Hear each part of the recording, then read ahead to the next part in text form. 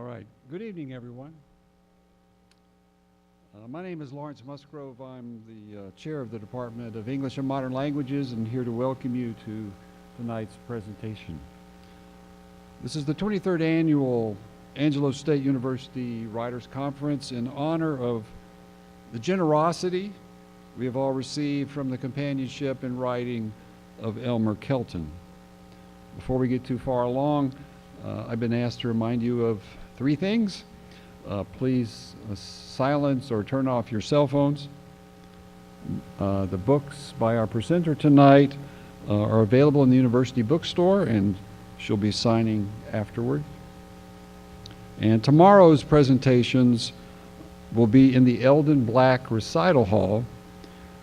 That's in the Education and Fine Arts Building, the Carr Education Center. That's just to the south of us here.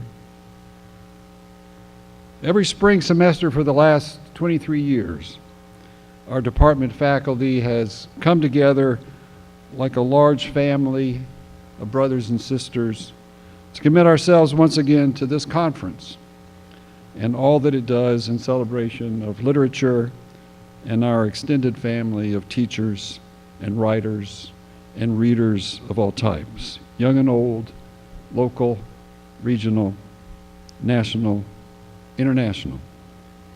We invite distant relatives like Craig Johnson, Mary Carr, Art Spiegelman, Terrence Hayes to come and read and remind us of the good work our family does in common. You might say it's a family reunion of sorts. We hold the same ancestry in people who found meaning and themselves in language, in story, in metaphor, who find comfort in friendship and family in books. One member of our local family, a retired sister of ours, Dr. Mary Ellen Harchey, has found such value in her participation in this conference and in her friendship with Elmer Kelton and in her Angelo State family that she has created for the first time an endowment to ensure the future of this conference. If you would like to join in this family effort, information is provided in the conference program on how you might contribute to this effort. There are other family members here I'd like to recognize as well. Our brother Chris Ellery is once again this year's conference coordinator. Brother Chris, please stand and receive our gratitude.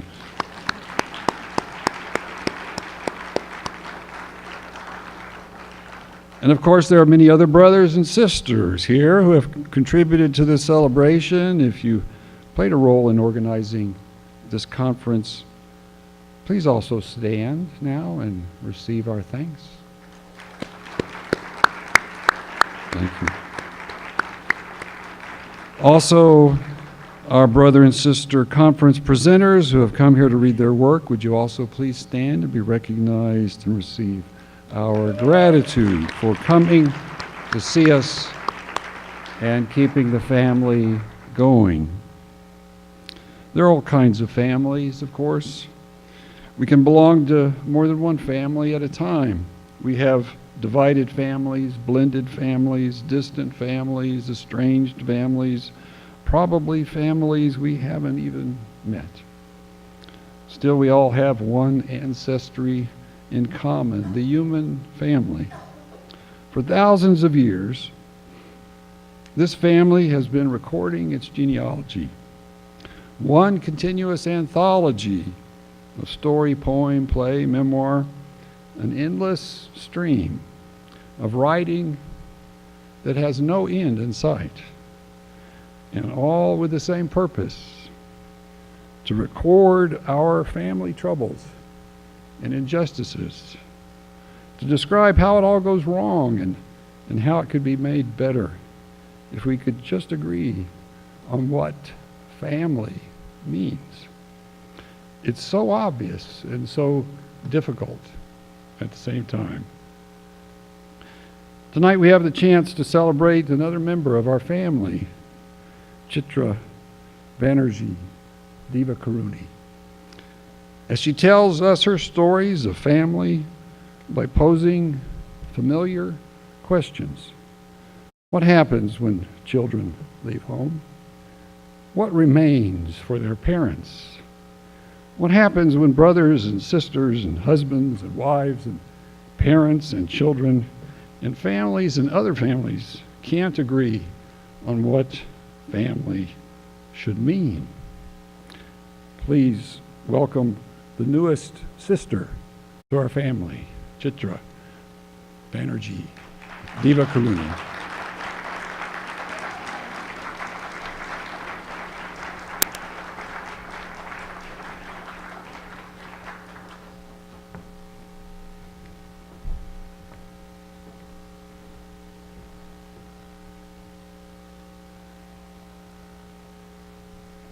Everyone. Thank you so much for that wonderful and very eloquent introduction. I am so happy to be here at Angelo State, and I thank the organizers of the Writing Conference for inviting me. It is a great honor. It's a great pleasure.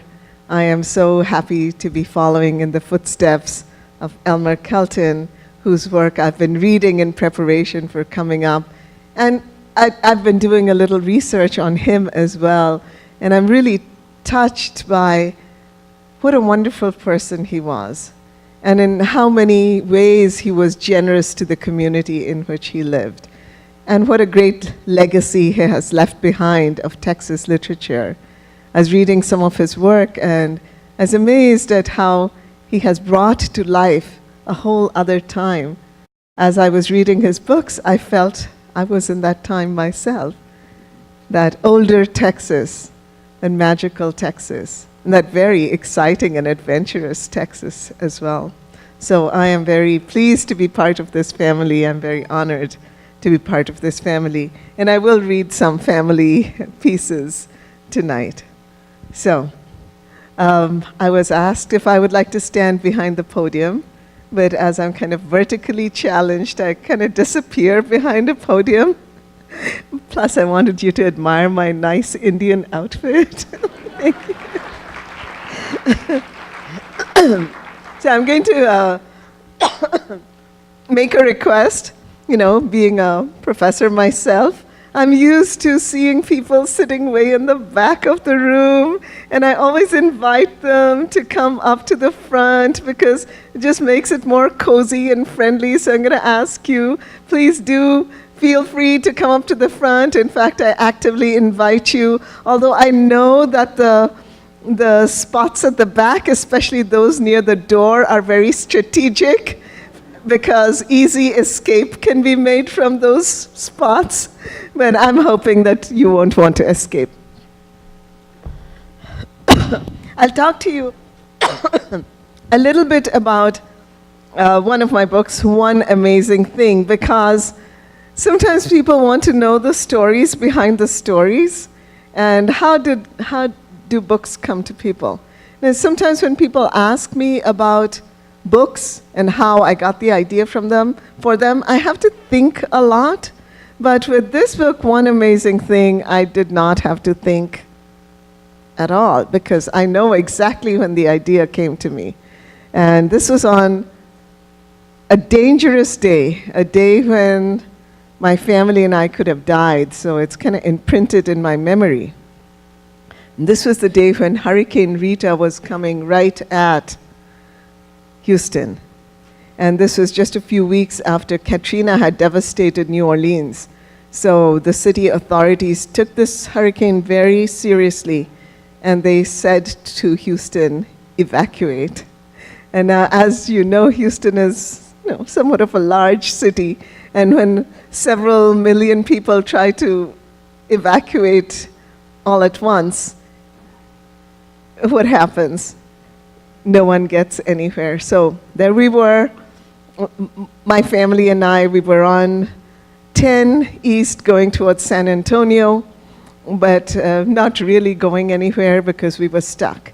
We got on the freeway around 7 p.m., and at 3 a.m. we were still on the freeway, and we were hearing on the radio that the hurricane was getting closer and closer. And everybody was panicking because now where were we going to go? We were right on the freeway. And so, there was a lot of tension. This was late at night. Cars were running out of gas. It was very hot and humid. And tempers were beginning to flare. People started coming out of their cars and milling around on the freeway. And, none of us were happy about the other people on the road because we were all like, if you weren't there, I would be in San Antonio by now. And I noticed that, people started getting into arguments, voices were raised, people were like pushing each other. There were a couple of fights that broke up. It was kind of scary. And then I noticed something interesting, which is that not everyone was behaving like that. I could really understand why people were getting so scared and behaving like that. But what struck me is some people were doing just the opposite. They were going through the crowd, trying to calm people. They were sharing snacks and water and looking after the elderly or people with children. And they were trying to really calm everyone down. So the writer part of my brain kicked on, and I was like, all right, what makes this happen? Why is it that so many people are panicking, but some people are able to overcome that and behave in this wonderful way? Full disclosure, not that I was behaving in that wonderful way. In fact, in our car, we were having a heated exchange of words. My husband was like, if you hadn't taken so long getting all our photo albums together, we would have been in San Antonio. And I was like, if you had taken the road to Dallas, where my cousin lives, we would have been in Dallas by now. Of course, that was not true. People going to Dallas were not getting anywhere either. But, we were having this exchange. Voices were being raised. But I saw that these other people were not.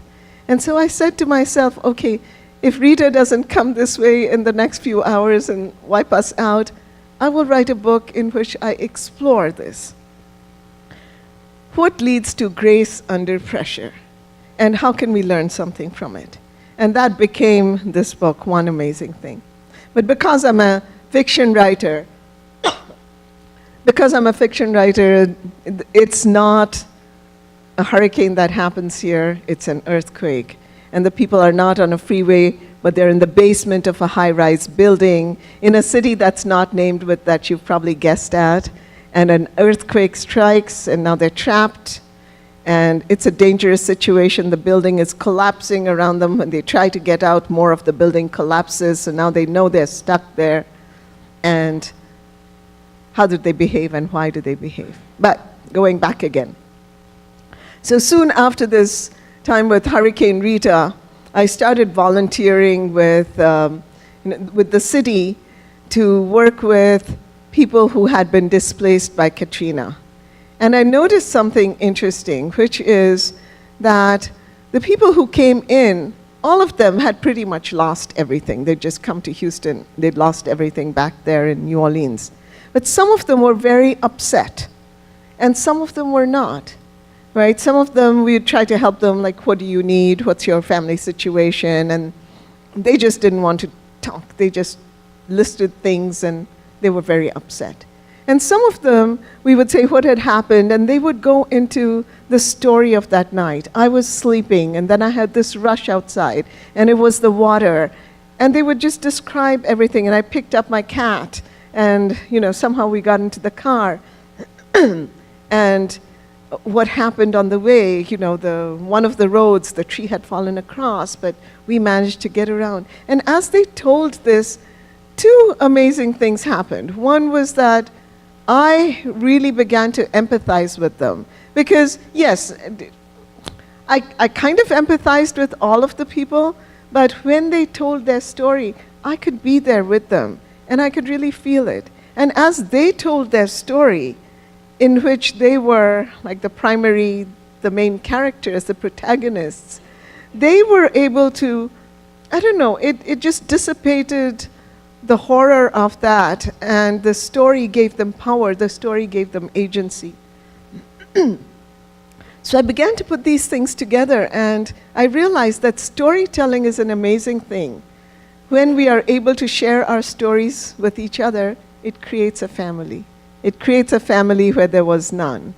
And the teller is empowered, and the listener is also empowered. And together then we form this family. So here are all these people, they're stuck in the basement of this building. For all they know, they're going to die in the next hours. Is someone going to come to rescue them? They have no idea. And they're very tense and upset, and they don't like any of these strangers who have all come for visas to go to India. And they're getting into fights. And then finally one of them says, look, we can't do anything else. Let's use this time positively to tell each other stories. Yeah, everybody thinks this is a terrible idea. They're like, what? We're going to die in the next few minutes maybe, and you want us to tell a story? And one of them says, I can't tell a story. I don't even have a story to tell you out of my life. And then one of the other characters, Uma, says, I don't believe that. I believe that everyone has a story. And when I wrote those lines, they really resonated in me. And because I thought, you know, I'm onto something. Everyone does have a story, but we don't always recognize our stories. We don't always think that people will be interested in it. We have stories, but we forget them. In just the daily grind of life, we lose sight of our stories. So whenever we can find our story, and whenever we can share it with each other, that's when we form that community, and things that feel terrible otherwise maybe feel a little less terrible, because now we're not facing them all by ourselves. So slowly, one by one, the characters will start telling a story. So I think I'm going to read to you two passages, one with the earthquake and one with one of my favorite stories.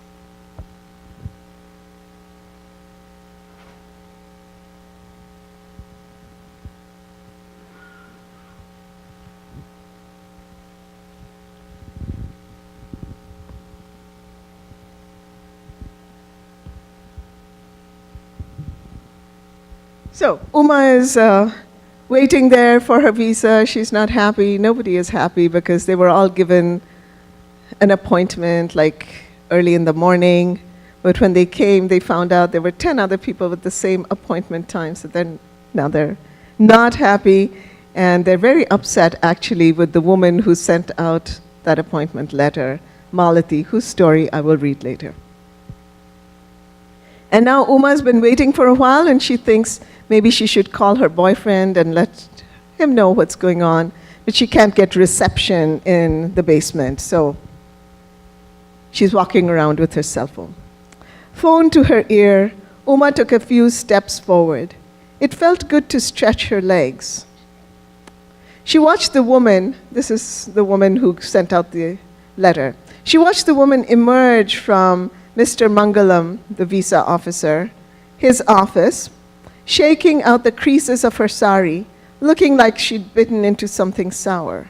Uncharitably, Uma hoped that Mr. Mangalam had rebuked her for making so many people wait for so many unnecessary hours. The phone gave a small burp against her ear, but before she could check if it was working, a rumble rose through the floor. It was as though a giant had placed his mouth against the building's foundation and roared. The floor buckled, throwing Uma to the ground.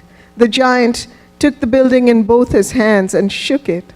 A chair flew across the room toward Uma. She raised her left arm to shield herself.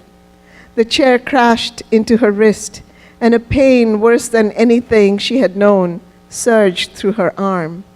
People were screaming. Feet ran by her, then ran back again. She tried to wedge herself beneath one of the chairs, as she'd been taught long ago in grade school, but only her head and shoulders would fit. The cell phone was still in her other hand, pressed against her ear. Was that Ramon's voice asking her to leave a message, or was it just her need to hear him? Above her, the ceiling collapsed in an explosion of plaster. Beams broke apart with the sound of gigantic bones snapping. A light fixture shattered. For a moment before the electricity failed, she saw the glowing filaments of the naked bulb. Rubble fell through the blackness, burying her legs. Her arm was on fire. She cradled it against her chest. A useless gesture when she'd probably die in the next minutes. Was that the sound of running water? Was the basement they were in flooding? She thought she heard a beep, the machine ready to record her voice. "Ramon," she cried, her mouth full of dust. She thought of his long, meticulous fingers, how they could fix anything she broke. She thought of the small red moles on his chest, just above the left nipple. She wanted to say something important and consoling, something for him to remember her by, but she could think of nothing, and then her phone went dead. And so then time passes, people have started telling stories, and Malti decides that she's going to tell hers. And all you need to know about Malti's background is that she comes from a smaller town, a relatively smaller town in India. When I failed 10th grade for the second time, my parents figured it was no use wasting any more money on my school fees and decided to marry me off. I had no objections. It wasn't as though I had anything else to do. Having navigated their way through the weddings of 2 daughters already, my parents knew that the local matchmaker would ask for a photograph. If they could provide her with one in which I looked better than normal, my chances of finding a husband and theirs of negotiating a smaller dowry would be highly improved. Though in general thrifty and suspicious, they knew the importance of a well-chosen investment. That is how I ended up at Miss Lola's Lovely Ladies Salon, the premier beauty shop in Coimbatore. My mother had been to Lovely Ladies only twice, but Miss Lola knew her right away. "The bridal photo special? Again?" she asked. When my mother nodded, Miss Lola looked me up and down and pronounced that I would require more work than my sisters. My mother gave a sigh but did not disagree, and the two of them fell to bargaining about the price of my beautification. When they'd reached an agreement, Miss Lola gave a volley of staccato instructions to the pink uniformed girls who worked for her, ending with "bridal special silver level with hair oil." 2 girls whisked me into an inner sanctum filled with elegant women undergoing the complex and painful process of improving upon nature. I was settled into a reclining chair and shrouded in cotton sheets. And it was here, in this moist, air-conditioned room, decorated totally in shades of pink, Lola's favorite color, and fragrant with astonishing and exotic substances which my naive nose was incapable of identifying, that I saw, as though illuminated by lightning, the path of my future. So as you know, Malati until now really doesn't know what she wants to do. She kind of knows what she doesn't want to do, but she doesn't know anything else. But now she does. Lola's girls, with their perfectly arched eyebrows, glowing skin, and prettily coiffed faces hanging over me like radiant moons, were special. As they plucked and exfoliated and massaged oil and pinched blackheads and slathered my cheek with fair and lovely cream, clucking soothingly when I yelped and assuring me that the end result would be worth it, I felt a strange kinship with them. They camouflaged me with sufficient foundation, face powder, kohl, lipstick, blush, and Vatika pure coconut hair oil to pass as one of Lola's lovely ladies. They attached a glistening bindi to my forehead and clipped fake diamond earrings to my ears. They pinned a sequined sari, kept in the salon for this very purpose, to my upper body, since that was all the photo would show, to manufacture curves where none had existed before. One of them ran to fetch Lola's nephew, who operated the photography business next door, while the others demonstrated facial expressions guaranteed to delight mothers-in-law, causing me to burst into laughter, something I never did in the presence of strangers. But they were no longer strangers. They charmed me with their daring jokes, their code words for particular beauty procedures, their gallant laughter in the face of the drudgery that I guessed awaited them once they stepped out of the magical perimeter of Lola's salon. The next morning, when my mother armed me with a parasol to protect my newly lightened skin and dispatched me to the bazaar to buy bitter gourd, I used the money instead to rent an auto rickshaw. Half an hour later, I was at Lola's, begging her to let me work for her. Lola must have seen something. Perhaps a glint of determination in my eyes reminded her of her own younger self. Although she had a room full of clients, she took the time to listen to my pleas. When I finished, she asked, "What's the matter? You don't want to be a bride?" To which I answered, "I'd rather be a bride maker." Lola, who'd been divorced twice and thus knew what was what, said, "Smart thinking." And just like that, although she hadn't really needed another employee, I became one of Lola's girls. And so, thank you. And Malati's life is going to change because now she's going to be exposed to the richest, most powerful, and often the most unpleasant women of Coimbatore. And she will get especially involved with the most of them, the most richest and most unpleasant women who will take a liking to Malati. But alas, things won't go the way Malati thinks they will. But you will have to read what happens next. I'm going to read you a little bit from Before We Visit the Goddess. That's a different kind of story.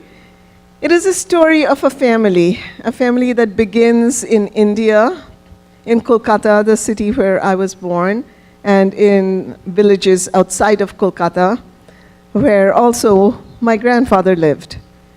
That's the grandmother. That's her life. That's where her life is. Her daughter is going to immigrate to the United States following a man she loves. And her daughter will be born in America and will live in America all her life. And so it's a story tracing what happens in immigrant families, what we gain, what we lose, how we stay connected, how we maybe lose connections, and just the joys and sorrows. I hope through this three-generational family, maybe some of that will echo with your own experiences. I love writing about immigrant life because I think that's what becoming an immigrant is what made me into a writer. And so I'm very interested in, one of the things that has fascinated me always since I moved to America is this wonderful, vibrant connection among different groups that makes up America, this interweaving of cultures that makes America the rich place that it is. And so I explore that again and again in many different ways, and looking at many different families that form. And one amazing thing, we looked at some families and how the disaster brings them together. And here, we're maybe going to see how opportunity splits families apart. But I'm going to read to you a segment from In the Voice of Tara, the granddaughter. And I want to tell you up front that it's a funny segment because sometimes, not you guys are very savvy about this, but I go to a book reading and everyone's like real serious. This is a book reading. We must be serious. Okay? No. All right. So I want you to laugh, and to help you laugh, I might hold up my hand at appropriate. No. You guys are good. I don't have to do that. Let me find this page, which I had marked, but now it's hiding from me.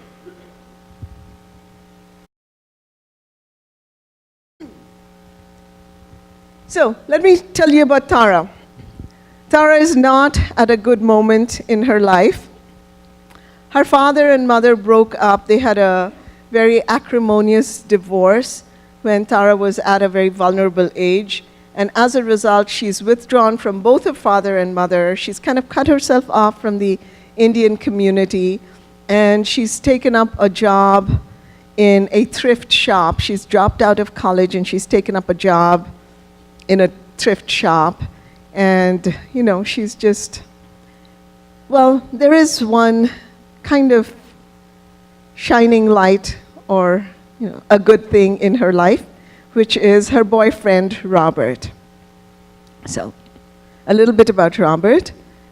Here she's going to tell us why she decided to get together with Robert, or why Robert is a shining light in her life. So, she's giving some reasons in reverse order. Reason number 4, he's a great cook, and I'm not.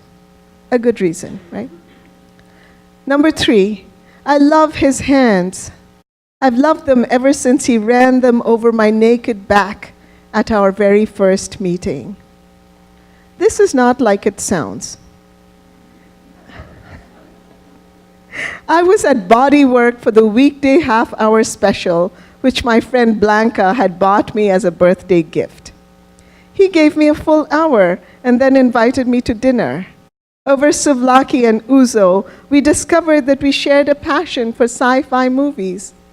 A month later, he asked if I'd move in with him. I knew it was too soon. Plus, I'd never lived with a man.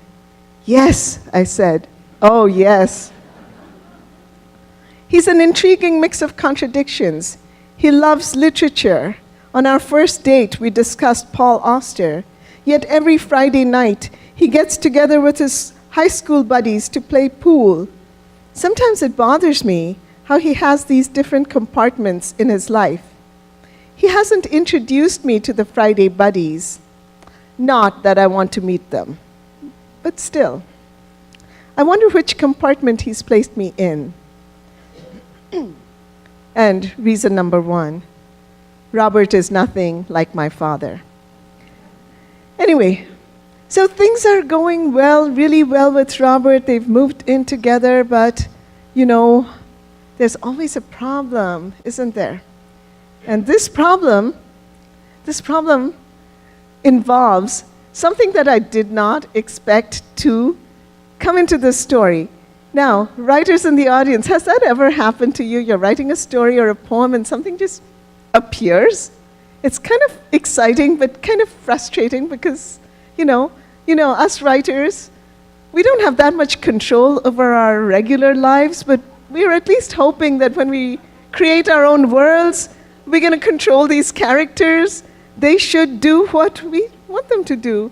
But alas, that does not happen, and in this case, it didn't. However, I rose to the challenge, and here is this mysterious creature that made an appearance. The reason for my fight with Robert is a stuffed raccoon. Yes, I didn't even think of a stuffed raccoon. It just came, and then it wouldn't leave the story. It's there till the very end of the story. Okay. The reason for my fight with Robert is a stuffed raccoon. He won it from Victor, his best buddy, the result of a pool-playing bet involving something called a bank shot with throw, the intricacies of which I failed to grasp. Me too, although I did research. And installed it on our chest of drawers 2 weeks ago. Apparently, the raccoon is valuable. More important, Victor had shot and stuffed it himself, and he was terribly cut up at having to part with it. He offered to buy it back from Robert for $200. And you refused? I eyed the creature with disbelief. Its upper lip was lifted in a snarl, and one front leg was shorter than the other, though that could have been the result of Victor's taxidermy. It appeared ready to spring off the chest of drawers and launch itself upon us. Naturally, said the love of my life, you should have seen Victor's face. He ran his hand over the raccoon's back. Feel the fur. It's incredible. Soft and bristly at the same time. I declined. The only thing I found incredible was that he expected me to sleep in the same room with this monstrosity. Want a shower? Robert offered as a peace gift. Okay, before I read the next passage, I should say something about myself and my husband. And my husband's always complaining that there's not enough sex in my books. And I tell him that it's there. It's just in the white space between sections. So just remember that. Want a shower? Robert offered as a peace gift. I considered sulking, but I love showering with Robert. His fingers unbuttoning my clothes, letting them drop where they will, the way he holds me as he soaps my back, as though I were a child who might slip and fall. White space. But afterwards, I couldn't sleep. I stared at the sliver of moonlight that had edged through our window, illuminating our belongings: second-hand waterbed, 2 gooseneck lamps that didn't match, chest of drawers, a teetering stack of books. Coming from my parents' overcrowded home, I'd felt proud of our minimalism. But tonight it frightened me how either one of us could walk out the door and not feel we'd left behind anything we cared for. Except now, the raccoon. I became aware of a musky odor. The raccoon? Surely it couldn't smell except of whatever embalmment Victor had used. Was it the scent of another woman? I couldn't stop myself from imagining Robert at work, his hands caressing female curves. What did he say to them? What made him the most popular massage therapist at Body Work? The raccoon's glass eyes glinted. Its tiny teeth shone, so white they could have been in a toothpaste ad. I pushed myself closer to Robert and held him tightly until he gave a drowsy grunt and twitched away. In the morning, I asked Robert to please remove the raccoon to the living room. He refused. I claimed he was inconsiderate. He accused me of not caring about what was important to him. I took to covering the raccoon with a pillowcase when Robert was out of the house.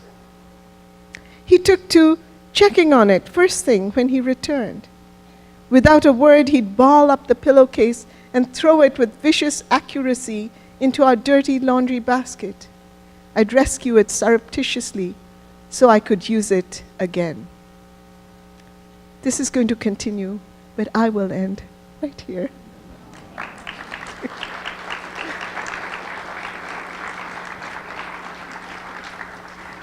Tara's life is going to undergo another change, something that she's not expecting, in the form of a woman, maybe her grandmother's age, a woman who has come from India to live with her son and who is making life a complete nightmare for her son and her daughter-in-law, so that the son and the daughter-in-law have decided they need to get away. They're going to go on a cruise, but they can't leave this old woman by themselves, so they're looking for a caretaker.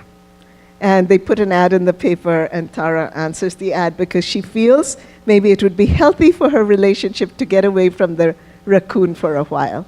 And so these two women will come in contact in a way that will transform their lives. But I thought I would end here. Thank you.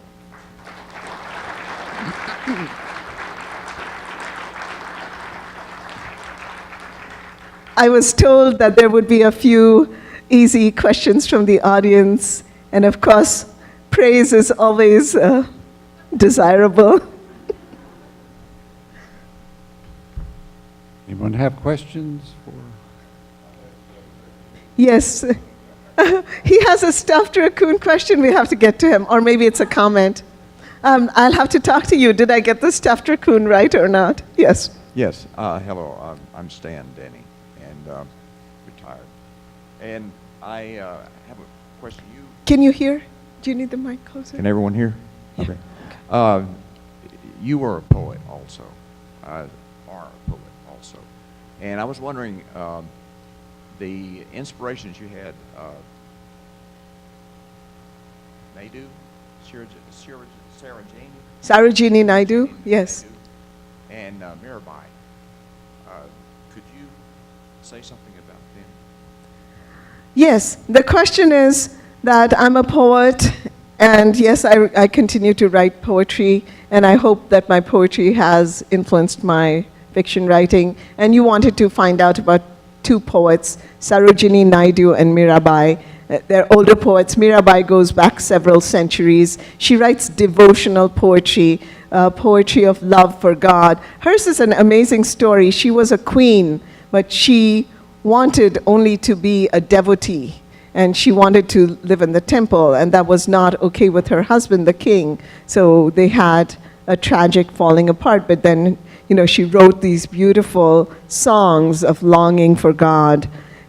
So she's very wonderful and inspiring, especially if you are interested in that relationship between the human and the divine. Sarojini Naidu, who writes much later, just before and after independence, around that period, she's writing a lot about women's situations in India, among other things. And she also writes some poetry about the independence movement. So she's much more of a historical and contemporary poet. They're both wonderful, but they're both writing in a very different idiom. So I think I've always found it very useful to read writers from a different culture, because they see the world differently, and the way they express things, even things that we might experience, is so different. And that always helps to open up my world. So I'm so glad that you've been reading these writers.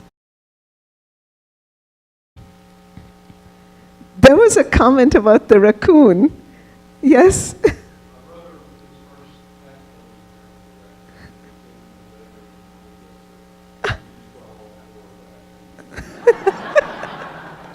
Okay, I am now authenticated.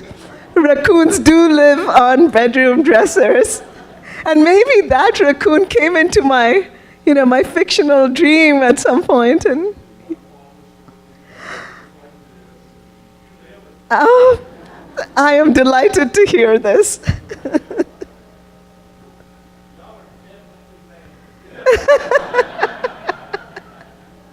But isn't it funny? And writers in the audience, I'm sure I'm not the only writer to whom this happens.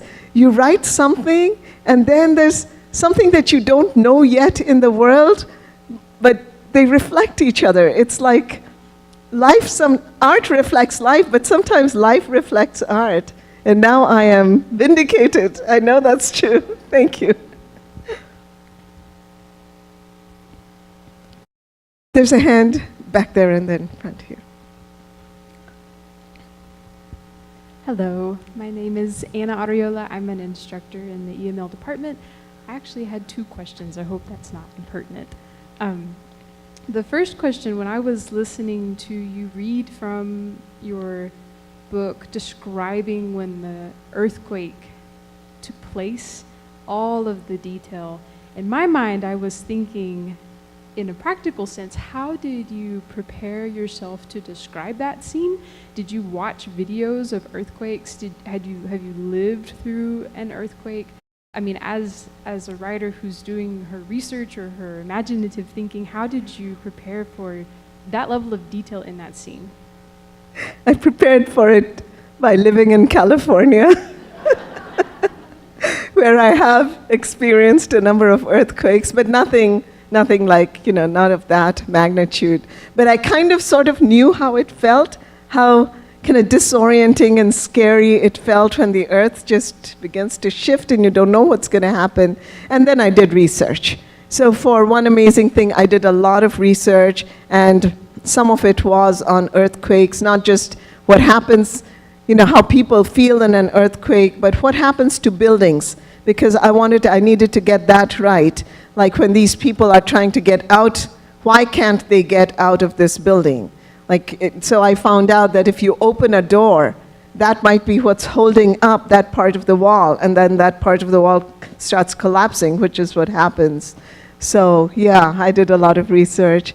And actually, so there are several people in this group that's now trapped, and they each have their story, and the stories are of very different backgrounds. Not all of them are Indian, so I had to research their background, their times, to hopefully write something that is authentic and true and specific, as well as, I hoped, universal in some way. So I really believe in research, and I think it's very important to give that sense of, the real, to make the reader feel, okay, I'm in good hands. They're telling the truth. And then, of course, you lie about everything else. Right? Except the raccoon. Now we know that there really are raccoons like that. Thank you. And if no one has another question, my other question was, and I hope this is not an impolite question, you spoke of your husband and your children and how you've dedicated books to your children, and your husband talks to you about your writing. And I just wondered about how they have inspired or helped you or influenced your writing career, which has gone on for decades, and what how they have played into the writing that you do. Right. Well, I feel very blessed, and I want to really thank my husband, who couldn't be here today because of a health emergency, because he has been very supportive of my writing career. And truly, I'm very thankful to him and my children, mostly because they stayed out of my way when I was writing. But no. Okay, we had to work on this. This wonderful relationship did not just happen. Early in my writing career, my husband wanted to give me lots of advice on writing. Now, he is an engineer, okay? And as you might imagine, I was not delighted with the advice he was giving. I was like, when you write an engineering paper, do I give you advice? And then, so this led to some tension in the household until we came up with an answer, a solution, which I freely and joyfully share with you in the audience today, which is now he is allowed to talk about my books, but he has to use a list of words that I have given him, which has words like amazing, wonderful, and my favorite phrase, honey, you've outdone yourself.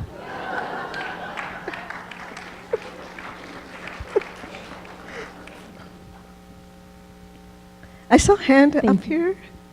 Yes, was there a hand? Yes, right up here in front.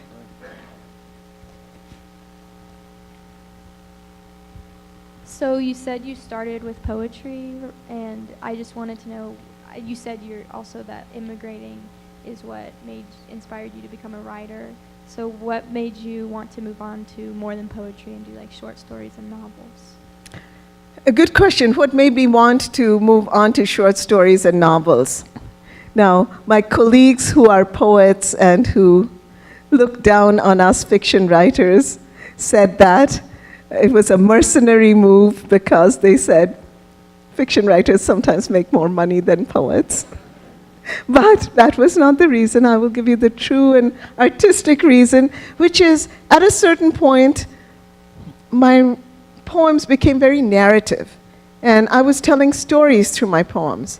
And then I began to write like groups of poems that were connected through characters. And I realized that what I was getting more and more interested in is story and character and the movement of that through time. And then it just seemed to me that fiction was a better vehicle for it. But I really do hope that being a poet has helped me become a better fiction writer. It's made me more aware of the rhythm of language because, prose needs to have its rhythm as well. It's made me more aware of imagery. And so, I'm very happy that I started as a poet.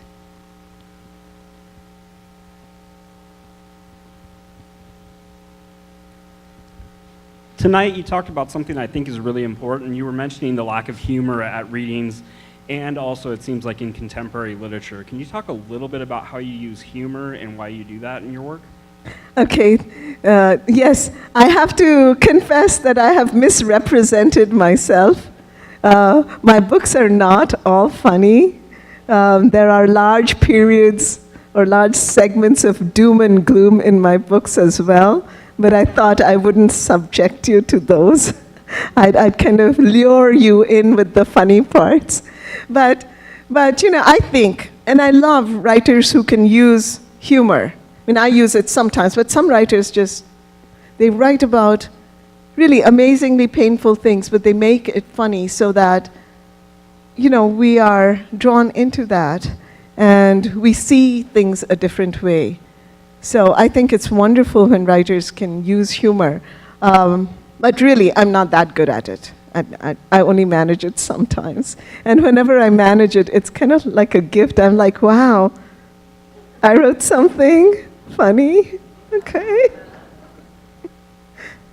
And I don't know how it happens. Isn't that true? Like we write things, we don't know how it happens. We're just thankful that it happens and that it's doing well. So I think in writing there's always that mysterious component that comes to us that we don't control.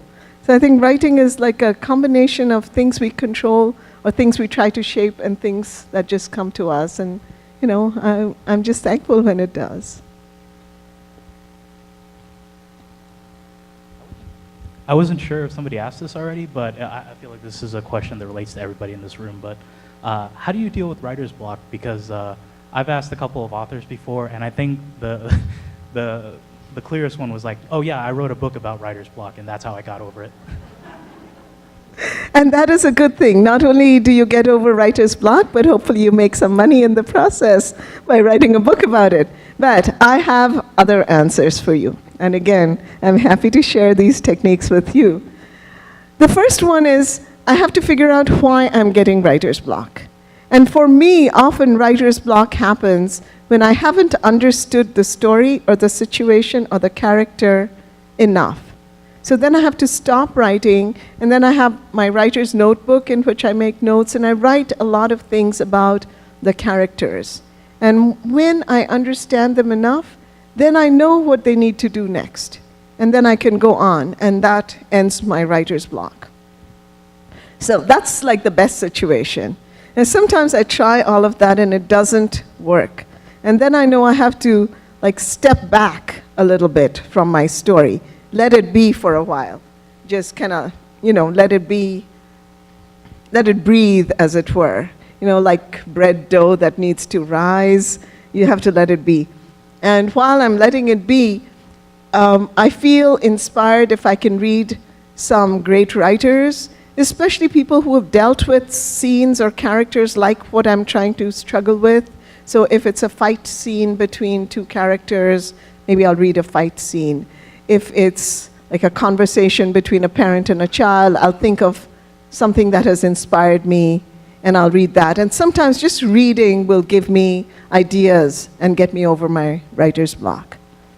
And then sometimes that too doesn't work. So then I have my third and fail-proof writer's block remedy, which is, in my study, I have my library, and on my bookshelf, I have a shelf which is filled with the worst books I've ever come across. Yes, I know you all want to know what's on that shelf, but that is going to remain my secret. However, at random, I pull out a book and I read it for a while, and I say, if this writer could finish this book and get it published, yeah, I can do it too. And that takes care of my writer's block. And please feel free to use all of these remedies.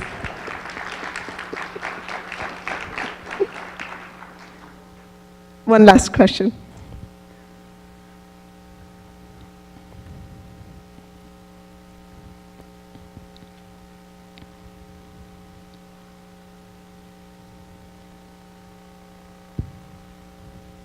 Having previously written poetry and then diving into the nonfiction realm of writing, have you ever thought of expanding that as a screenplay or a playwright in a sense?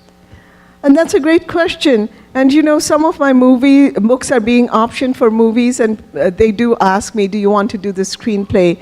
But I don't feel comfortable writing a screenplay. I think I would really have to study that for a while. And I guess I'm not that interested in it. I'm like, the book is my work, let the movie be someone else's work. And I have maybe an exciting idea for my next book, and I just want to go on to it. So I haven't explored that yet, but who knows what the future might hold. Yeah. But that's, yeah, it's kind of an exciting thought to write a screenplay. Yeah. Well, thank you all so much. You had great questions. You're a great audience. Hi.